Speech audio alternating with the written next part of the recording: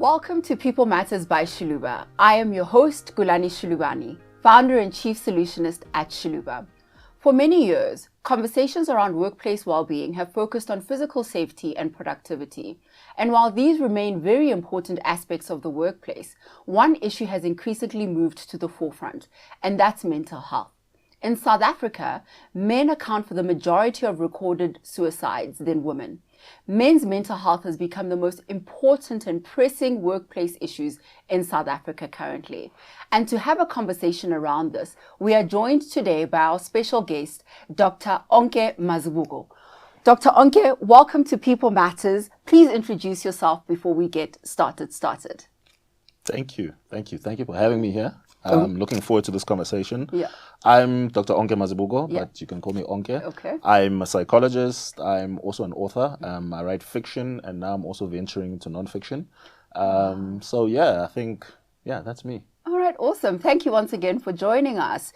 So my first question, and maybe let me open the conversation by saying, one of the things that we focus on at Shiluvah is mental health in the workplace, because we've actually decided that's going to be one of our sort of like niche things that we offer in our service offering, not because to be cool or to be great, but because we've realized that mental health is one of those neglected areas, and especially in the workplace, right?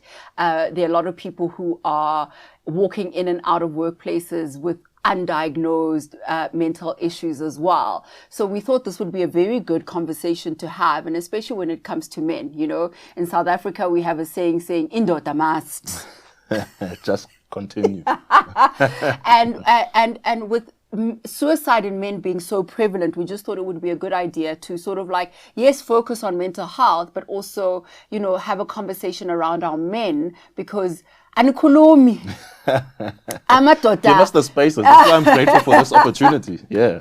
Yeah. Okay. So my first question is, how do societal expectations that men must be strong and never show weakness affect their mental health? Well, I think you hit the nail on the head right there, because I think that is the challenge. Yeah. And what I would like us as a society to think about is, how do we socialize men? Because I like to say, for example, with all the atrocious things that men do in society, which we all know about, whether it's gender-based violence or whatever it may be, let's not vilify men. Let's vilify the socialization of men. So when we think about the socialization of men, we think about what are the things that, whether we say them or don't say them, become expectations on young boys as they grow up to live up to, or what are the channels that they kind of guided towards to say, this is what you should become.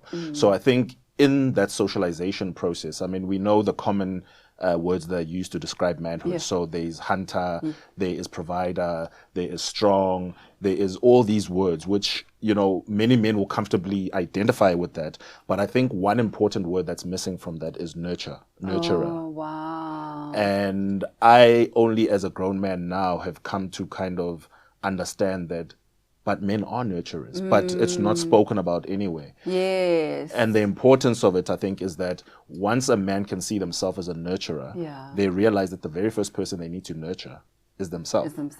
Because the process of socialization that forces you to adapt to the expectations and the things that you're supposed to live up to, there's a painful process that happens there. So imagine I'm a young boy and I decided home for whatever reason to grab my mother's weave and put it on my head. Yeah. And I run into the room and I'm playing. Yes. And then someone, let's say it's a father figure or an adult man, sees me and says, "Hi man, boys don't do that." Yes. Now as a young child, a part of me is going to hurt, but quickly adapt and learn I should never do that again. Yeah. But that's a moment that as a grown man, you need to think back to and grieve and think, they stopped your creative process. Who knows what you were or what you enjoyed doing? Yeah. Why is it that you are being channeled into a particular process? So this happens at different stages of your life, and the one of being strong obviously becomes one that we hear quite often. So every boy will tell you that at some stage they remember their first heartbreak. Whether it was because you went to that girl in class. Or then,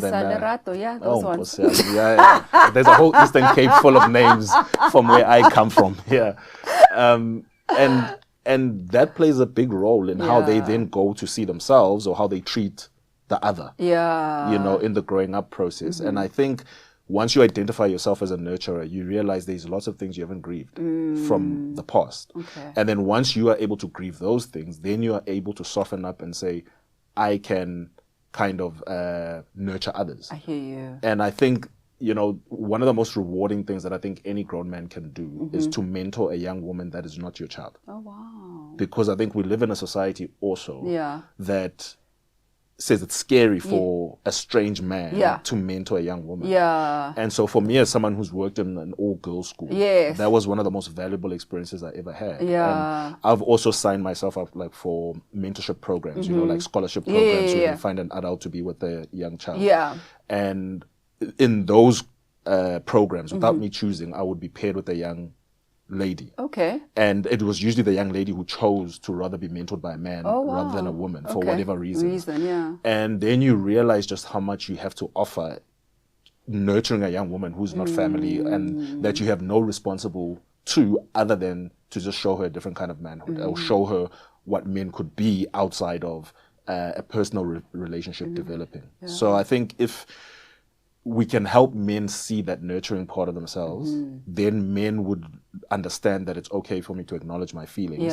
And then society itself would also acknowledge that men's feelings are also valid. Cool.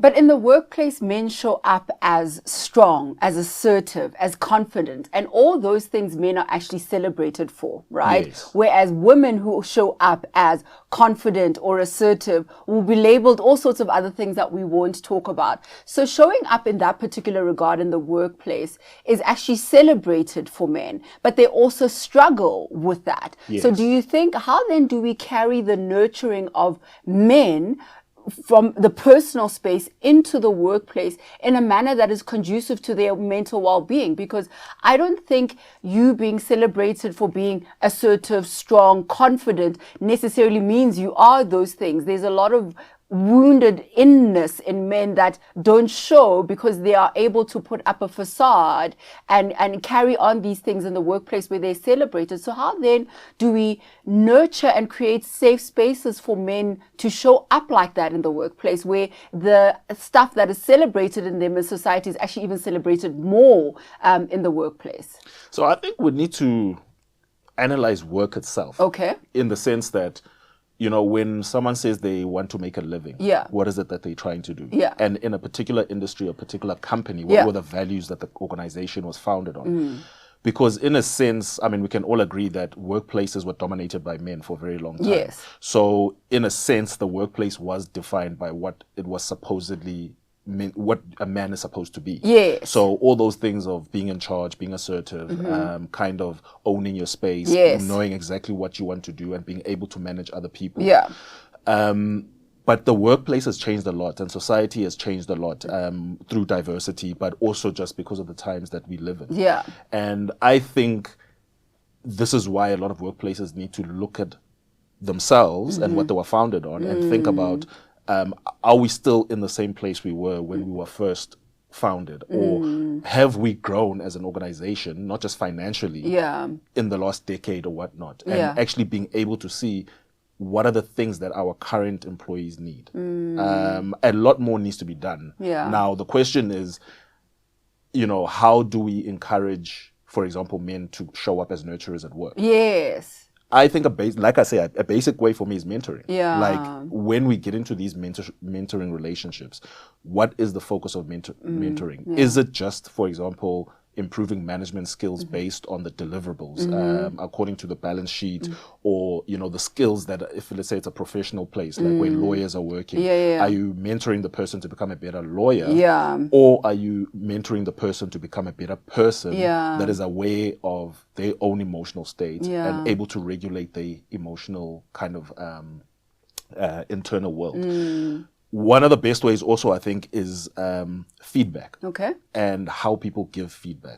So, you know, often in the workplace, we have operational meetings or strategic meetings, but we don't necessarily have spaces for people to voice how they feel about a particular thing. Unless they've been put in a job title that says, this is what you're here to do. So I really believe in creating spaces where people can talk about things that don't necessarily have anything to do with their role. Okay. So if, let's say, for example, there's senior and junior staff members in a meeting, why not encourage the junior people to give their input in terms of how they feel about a particular thing, and them not feel scared to comment about those kind of things? Because I think if you create that kind of environment, then you're also creating a space where a junior employee can say to their senior, actually, I feel like this about a way that you manage me in a particular situation. And if a manager can do that without feeling a sense of being criticized or threatened in any way, then a person feels like, actually, I belong in this space. My feelings matter here. And then they become okay with voicing whatever's going on inside. But unfortunately, even outside of the workspace, young boys growing up within circles that are dominated by young boys and men, that is not encouraged.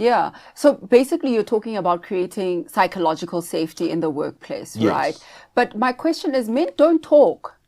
Men do talk. They just it's a question of what are they talking about.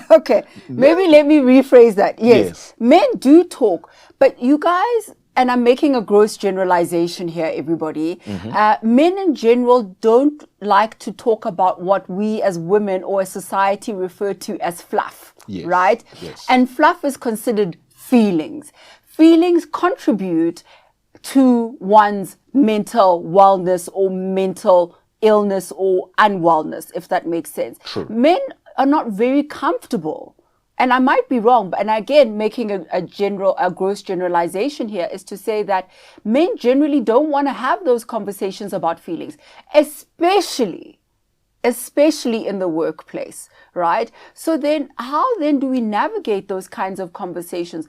Because I also think that as much as we are talking about men and the mental well-being of men in the workplace, we also need to include the women in this conversation. How do professional women like myself and others in the workplace nurture men to be able to be more explicit about their feelings? So the conversation is not necessarily about authority, because maybe he's the CEO or the CFO or whatever manager, but we're having a human connection that makes the work environment more conducive for them. So for me, I don't think it's just a work issue that needs to be addressed. This is a societal issue that needs to be addressed.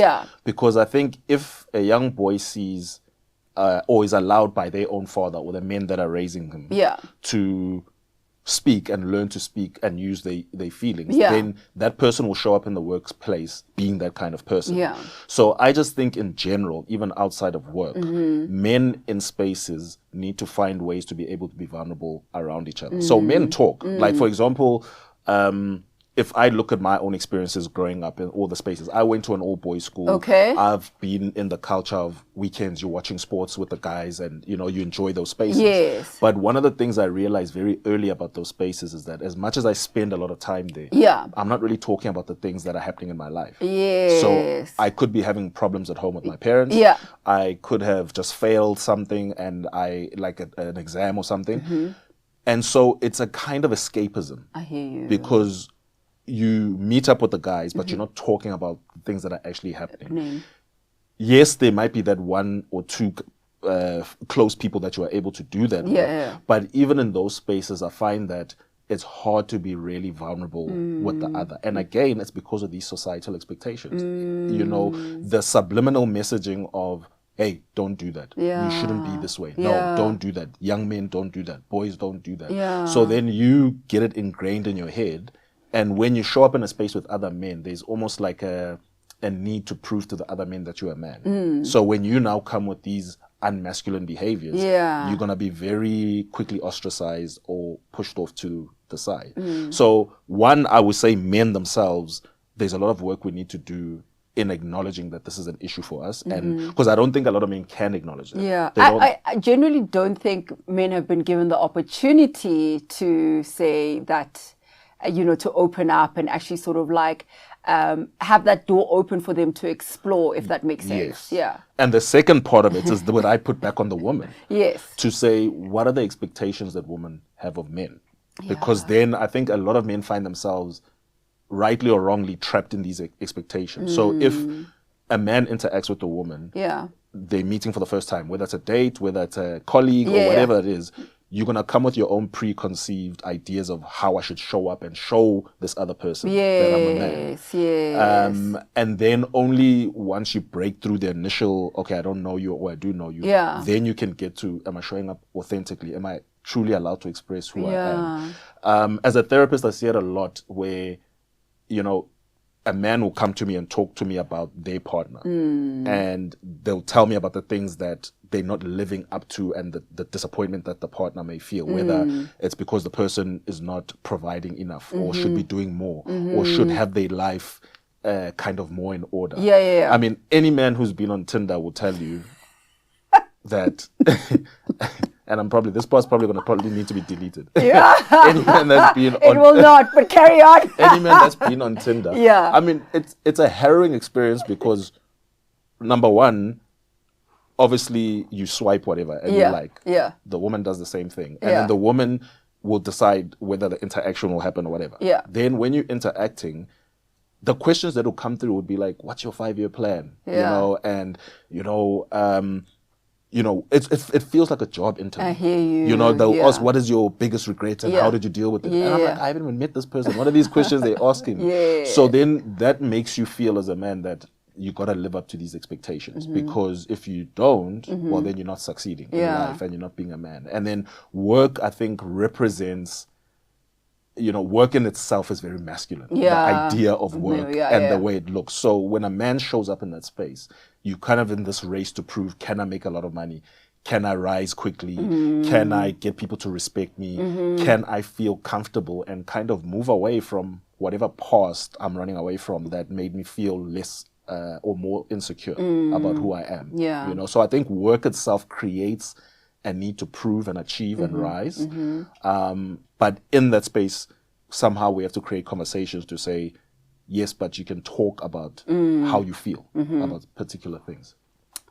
So then how do we then navigate, and I'm talking here in society as well, right? How do we then navigate the workplace to ensure that we're allowing our male counterparts, number one, to show up authentically without, and trying to bring in this thing where we are now nurturing them to be nurturers themselves, without emasculating them, right? Because I also think that's very, very important. I think men should be allowed to show up as men, be vulnerable, because vulnerability is a big thing, and especially if you're going to live a mentally sound, holistic life. But how then do we create those spaces as women that walk up, come up into the workplace, and a society in the workplace as well? How then do we create that space for men to be able to show up as their authentic self, as needing to be nurtured by us and by themselves as well? Well, we need to look at our policies for one. Because if you think sick leave, for example, the number of days that are allocated to that, and what you have to do in terms of showing proof of why you need to take sick leave. So if I have something physically wrong with me, and I show a doctor's certificate to say I'm going for an operation or whatever, that is treated differently from if I show up with a psychiatrist note and I say, the psychiatrist says I need time and space. Then it's kind of like the work culture will frown on that. I hear you. Some organizations will even frown on a person that's repeatedly physically sick. You know? So I think as organizations, we need to look at policies around sickness in itself. If a person says they're sick and it's even out of their control, are we understanding of it or are we not? Also, then, if you look at a lot of wellness programs in organizations, sometimes they outsourced. Like you'll get a EAP company, employee assistance program that comes in. For me, that's a subtle message that says the company couldn't be bothered to do it themselves, and they're doing somebody else is doing it. So if I have to call that organization as an employee of a particular organization, I'm not going to do it with the sense of, if I do this, the company I work for is on my side. So there's subtle messages and stigma, if you want to call them, still that exist in society that say, if a person is constantly sick or is constantly needing time and space, or heaven forbid, it's a mental health issue, then it's not looked at as with the same kind of understanding. Even the fact that parental leave is unpaid. Exactly. Exactly. So already to me, that says the organization is not prioritizing your relationships outside of this organization. So until that changes, I think anything we do will just be like putting a plaster over something that needs, stitches, for example. So I just think there needs to be a shift in how we understand what is care of a person. And then this brings in, I suppose, the work-life balance discussion of how much of it is an employer's responsibility to prioritize what an employee does outside of work. So I do a lot of workshops in corporates and schools around wellness or well-being in the workplace. And one of the top questions that always comes up is, number one, what is the difference between wellness and well-being? Number two, how do we define wellness or well-being in a workplace when everyone's idea of wellness and well-being is very different? And then number three, whose responsibility is wellness and well-being? Okay. Are you going to answer those questions for us? I can try. Yes, please. So the difference between wellness and well-being.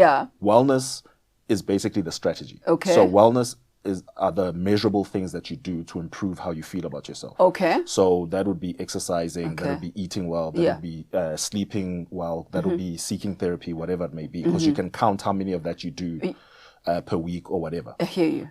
Well-being is the subjective outcome. Okay. So wellness is the strategy, well-being is what you get. So well-being is also, it's got an extra dimension to it. So for most of us, wellness, the strategy, is the physical aspect.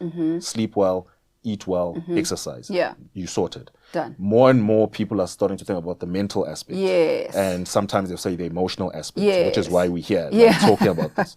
So when I say well-being adds the extra dimension, we're now talking physical, mental, emotional, and spiritual. Sure. Okay. But now spiritual doesn't necessarily mean you're religious and going to church. Spiritual itself has 4 dimensions. Okay. So the first is personal. Okay. Which speaks to your core values. Are you living by them? Do you have a sense of purpose in your life? Are you feeling a sense of inner peace in your life? And then the second aspect of it is relating or connectedness. Okay. Are you relating with a significant other? Okay. Are you connected to a family base, a friendship circle? Do you have a community? Yes. And then the third aspect of it is nature. Okay. Don't forget we are natural beings. 100%. Do you watch a sunrise? Do you walk in the park? Do you get in fresh water every now and then? Okay. Do you, notice these things and feel like your rhythms of waking up and sleeping or whatever are aligned with the greater universe, the coming up of the sun, the moon, the stars, whatever. And then the fourth part of spirituality is transcendental, which is, do you believe in a higher power? Okay. Are you religious? Do you have a practice? Do you burn in bed? What do you do with the ancestors? That kind of thing. Okay. But I think a lot of the time people ignore the other 3 because they think, spiritual, it must be religious. It's got nothing to do with me. So when we talk well-being, we are adding that spiritual dimension. Aspect of it. So as for the other 2 questions in terms of whose responsibility is wellness and well-being, I think we're living in times where, yes, of course, places of employment do things to reciprocate. So if you're giving your employer your time and your space, right? In a sense, you're giving away your well-being. Yes. Because whatever you give your time to and whatever takes up your space, it's like you are a resource and you're giving away your wellness. 100%. So you're depleting yourself to a certain degree, right? Exactly. Okay. So then the workplace pays you a salary. Yeah. They contribute to a medical aid or a pension. Yeah. They might have leave benefits. They might have study benefits, things like that. Yeah. But I feel like we're living in times where workplaces need to look at those things and think, are they really reciprocal? Because we're living in a time where our attention is being sucked worse than ever before. And companies in Silicon Valley are investing millions and billions in creating ways to distract us.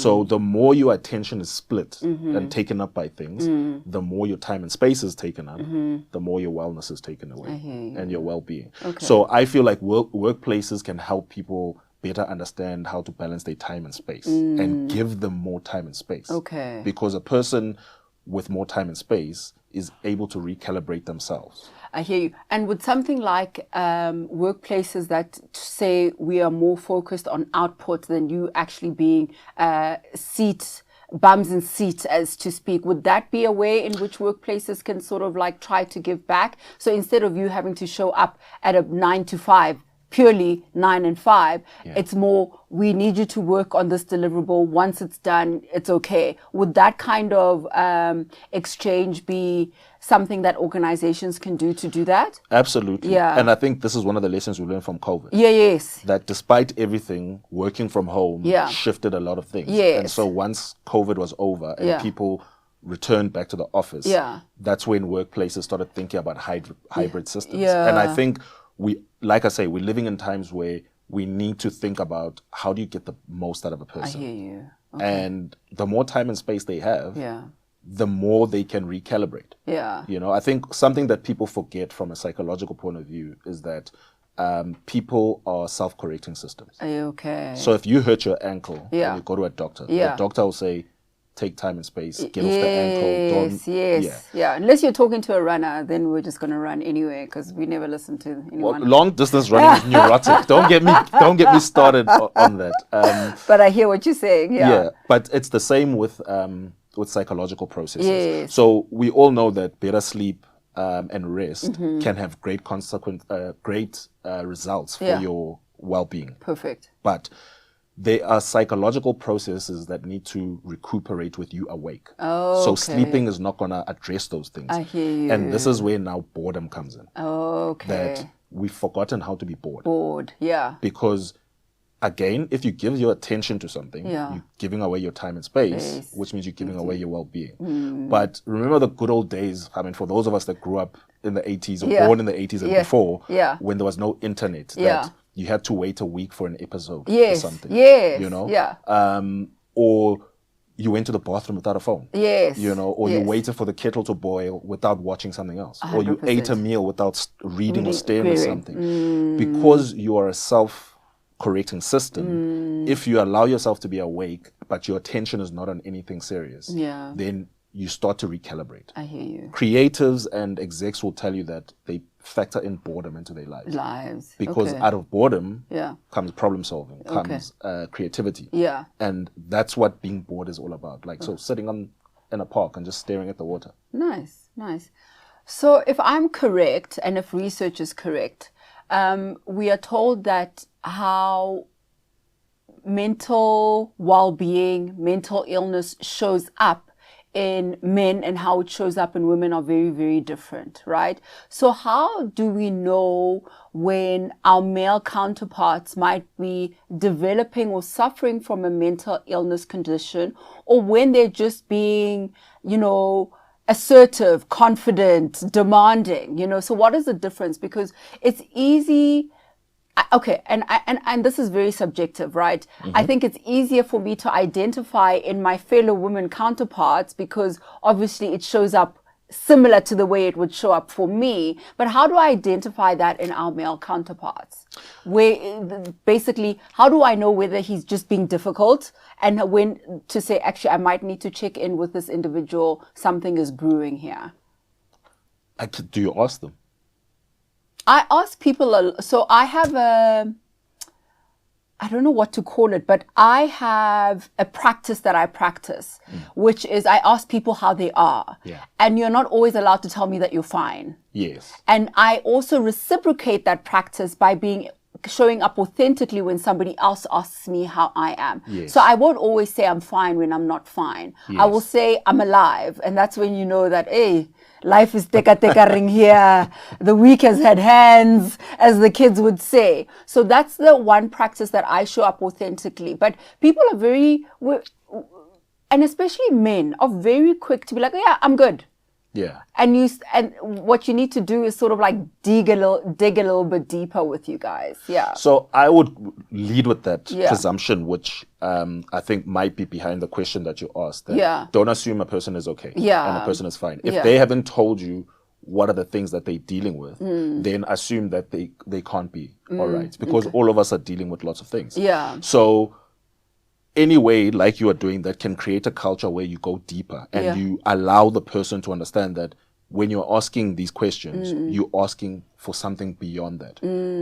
Yes, it's not comfortable for all people because they might feel that they grew up not being given that space. And this might not be something that is okay with them.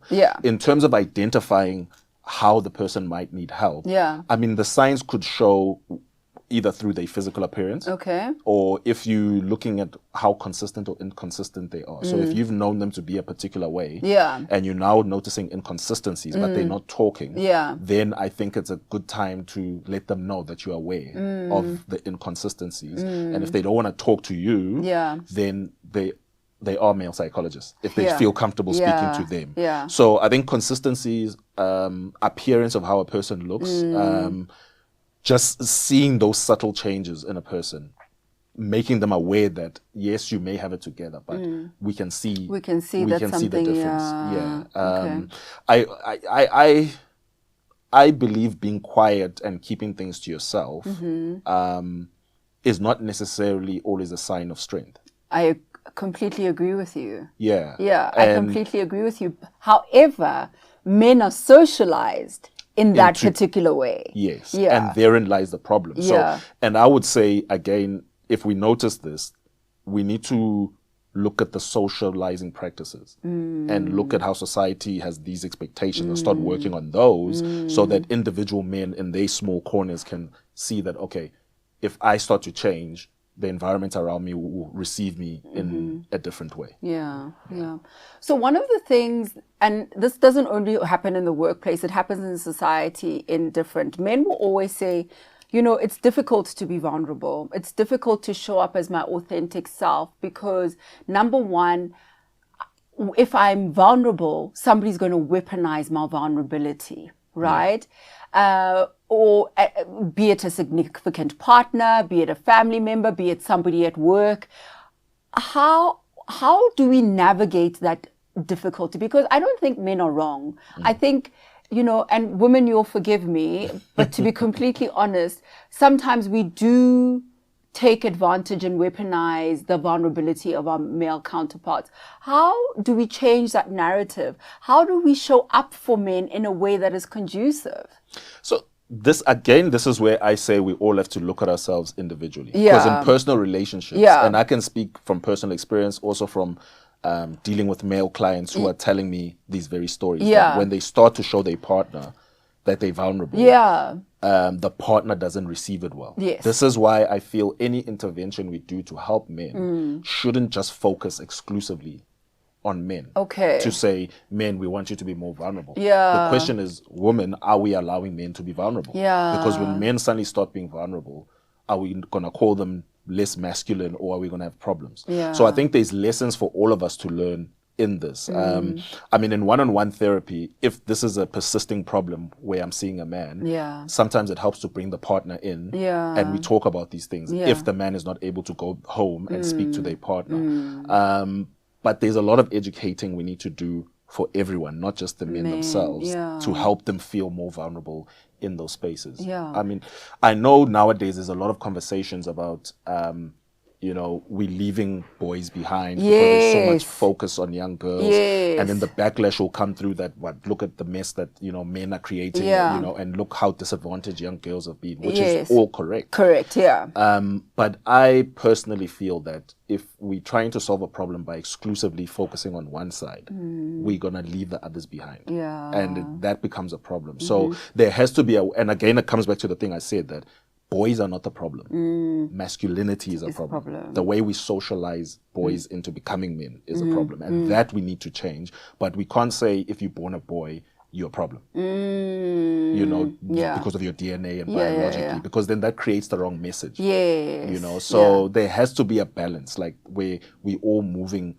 together and acknowledging, you know, the problems and the hurts that has been created on both sides.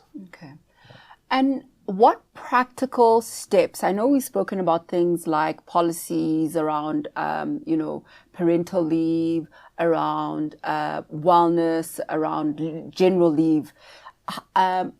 What practical steps can organizations take to ensure that we are creating number one, psychological safety in the workplace for everybody. Women will tell you, like, the one thing I love about my gender is that we're very vocal, right? So if something is rubbing me up the wrong way, I might not articulate it with my words, but my face will tell you, because I don't have a poker face, right? But what practical steps, maybe 3, 4, 5, that organizations can take to create psychological safety, number one, for everybody, but also for men who shy away from these kinds of conversations, where we are working towards, I want to use the word, better socialized men around mental health and vulnerability?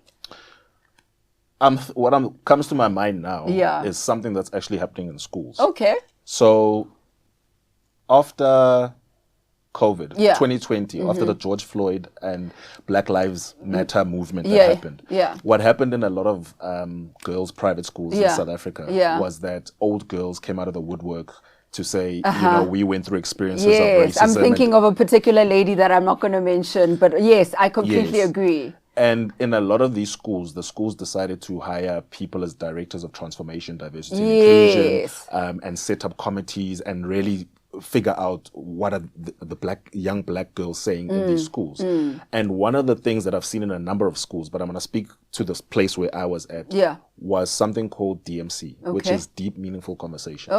And what that was or is, for every grade 8 and 9 class, once a week, instead of life orientation, they would have DMC. And DMC would be 1 or 2 teachers that were trained to be facilitators and not teachers. And each week there'd be a topic that was discussed. So it would be racism, it would be gender-based violence, it would be mental health. And what that did was it allowed the children to have a space to talk about things that previously were thought to be a no kind of topic. We're not here for that. We can't speak. And now, this was back in 2020 that this has been happening. And in years of it happening, the space has become a place where people can talk about their vulnerabilities. And there's an acknowledgement that it's okay to be vulnerable. I would like to see workplaces have more and more meetings that are not operational or strategic, but it's to say, people, we are a community here, and we know that you are human beings outside of here. But here now, we're having meetings which people don't have their laptops, and it's not just for the employees and not management, but we all sit in a room and talk about a critical thing, like this particular topic. Why can't men be vulnerable in the workspace? And I think through that, each community or workspace would find their own solutions. If people suddenly realize more and more they can talk about things at work that are not necessarily about deadlines and whatnot, the more confident they can be about, okay, maybe I can take a chance and speak about something I've never spoken about here. Where I've seen this happen in practice. So many years ago, I worked in a company where when I started and I was the manager coming in, new manager, they had these meetings which ran for almost 3 hours. Oh, wow. And these meetings, it was the kind of a workplace where we lived it was a mobile project. So we lived at work and everything. And I was frustrated because in the meetings, people talk about portion control in the dining car. They're not getting enough chicken pieces. And I sat there and I thought, as the manager, I'm changing this. So I changed those 3-hour meetings to 45-minute meetings. And then a few months into my job, my predecessor came back to visit. And she asked me, how are those meetings going? And I told her, I changed them. They're now 45 minutes. And she said to me, and she was an older woman. She was in her 70s at that time. I was about 27. And she said to me, no, my child, bring back those meetings. Because in those meetings, you are allowing people to talk. And you can sit and observe. And you can just see the general feeling and sense. Learn to trust and gauge through what emotions are coming up. So in every place I've worked, subsequently, I've always tried to say, how do you create a space where we're talking about anything but work? Let's just sit and talk. Yes, the other stuff can wait. I don't care what industry it is, but we need to carve out those spaces because people vent their spleen, number one, and then they feel heard. But number two, you start to understand people's emotions. And then number three, people feel like, this is a space I can talk. And I would hope that in those spaces, you can talk about the dynamics of, as men in this particular organization, this is how we feel. So, unfortunately for us in the South African climate, job losses, Uncle Cyril's economy, a myriad of things, retrenchments and those kind of nuances create very difficult situations for men, right? And especially because men have been labeled, again, indoda must, men are providers. How do we change the narrative, right? Because more and more women are making more money. Yeah. They are climbing the corporate ladder a little bit more. And again, to use the phrase that we used, men are being left subsequently behind. Yeah. How then do we navigate those circumstances in a way, again, that is gentle, that is more contributing to mental wellness? Because those kinds of things actually, I think to a certain degree, feel like we're stripping things away from men, right? I know of situations where men have been retrenched and did not go home and tell their families, and they woke up and they showed up every day while they were looking for new work because they didn't want to share with their partner that they had lost their job. Yeah. I know of situations where the wife earns more money and that's a bone of contention, and the way he shows up at work also becomes a situation, right?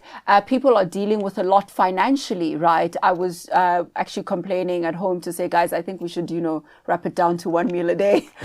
These trips to Woolies they cost are not conducive.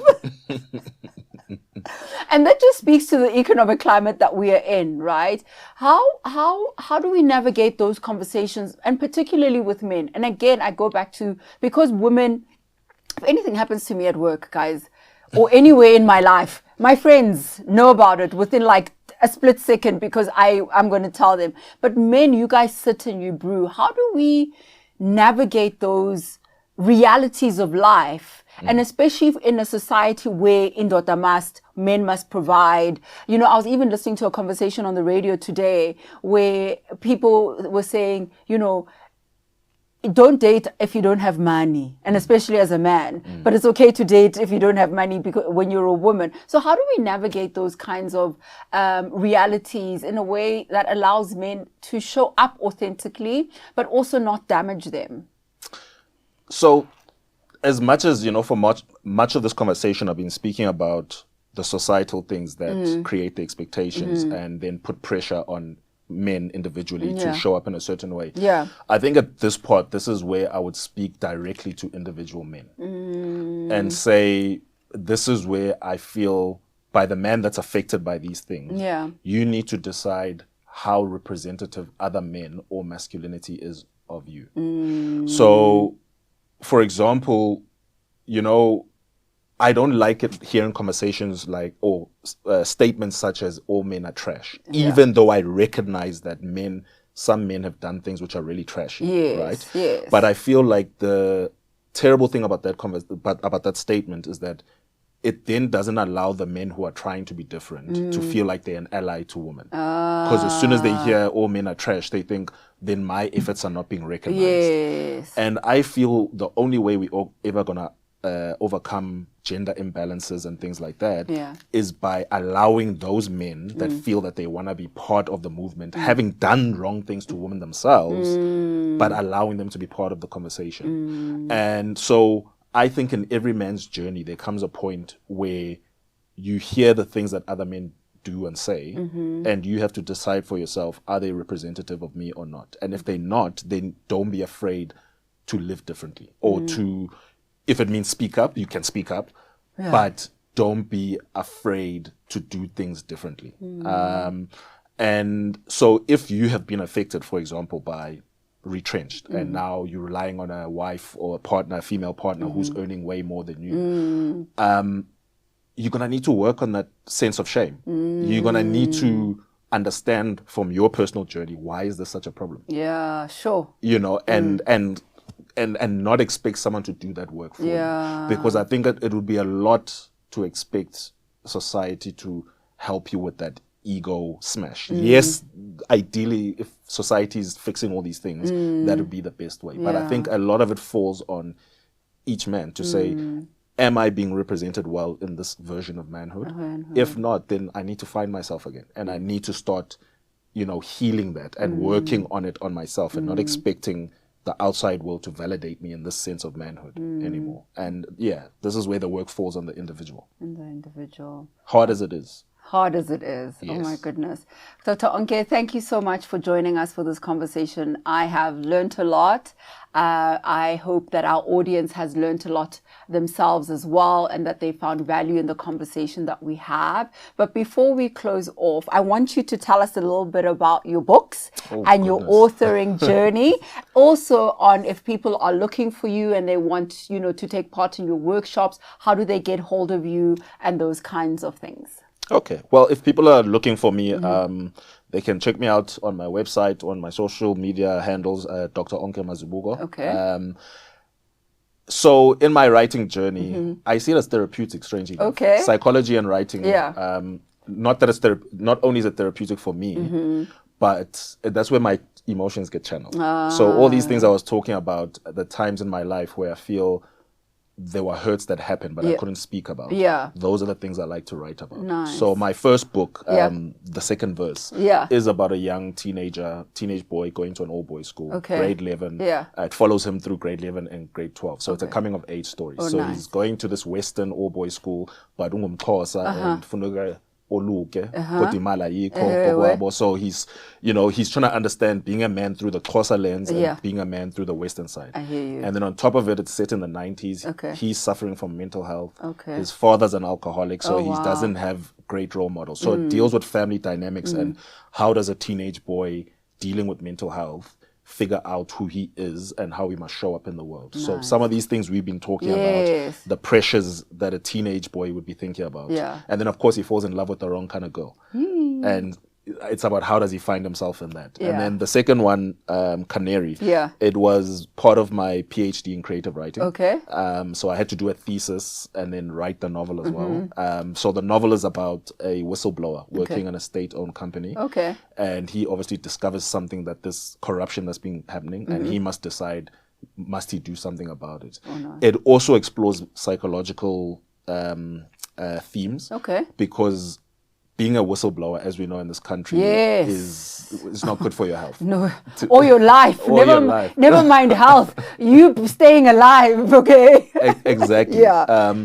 And I wanted to explore how, because he's an executive, he's become successful, but he's become isolated from his family because in his growing success, he left his rural life behind and became a city person. He doesn't have close relationships because he didn't make time for them, and he's not a particularly nice guy. Okay. And as he becomes a whistleblower, he now has to consider, do I lose all of that to do the right thing? And as I'm going through the suffering, who's there to nurture me? You know? Sure. And then the third book, which is coming out in August. Oh, yeah. It's a young adult book. It's called The Kings of Goat Hill. Okay. And that one looks at boarding school and all boys school culture of privilege, but which ends up being bullying. I hear you. Yeah, so the dynamic is two brothers. One is in grade 12, one's in grade 8. The one in grade 12 is the first black head of house at the school, so he's got a lot of pressure on him. Yeah. The grade 8 is there wanting to be like his big brother. But the bullying system, privilege system doesn't allow them to bond as brothers. So it's about how their relationship falls apart and how they try and navigate that space. All right, awesome. Well, I'm sure you guys are going to get your hands on those books. But once again, thank you for joining us at People Matters, and we shall see you soon.